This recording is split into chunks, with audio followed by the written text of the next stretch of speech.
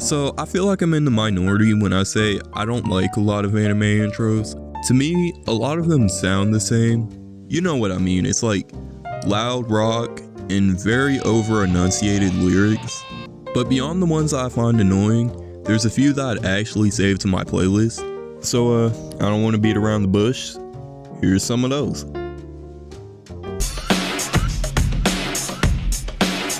When 7-year-old me discovered Naruto, I thought it was the coolest thing in the world. And for whatever reason, one of my favorite parts about it was the opening, specifically the first one. It was Hero's Comeback by Nobody Knows.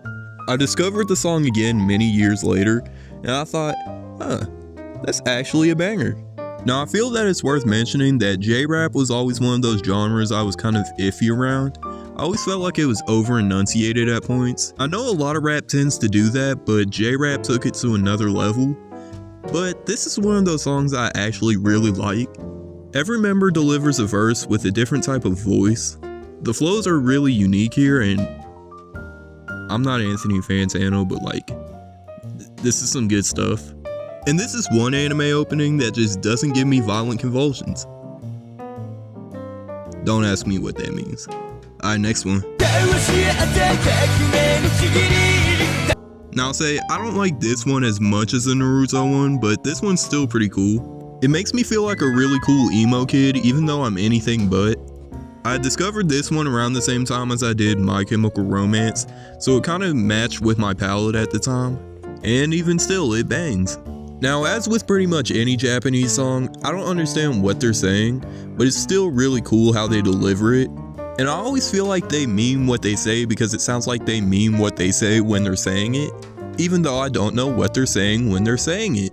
Anyways, I do recommend this. Do I even have to explain?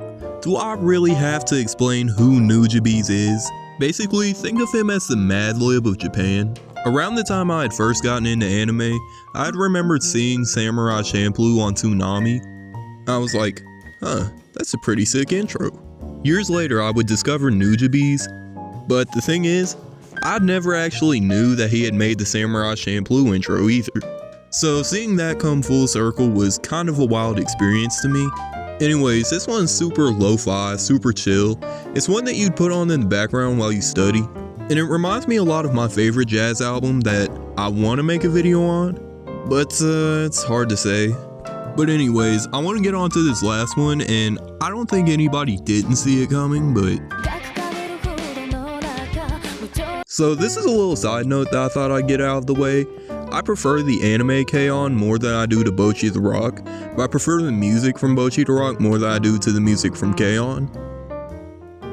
That's kind of irrelevant, but I thought I'd mention that. But anyways, Seishun Complex. Yeah, it's a pretty nice song. I don't know what it is, but every time I listen to it, I always feel like I'm transported back to a time that I never lived. But it's not like super far back, and I don't think that makes any sense. I guess I've just grown to associate it with Y2K for some reason, even though that's the era that I was born in.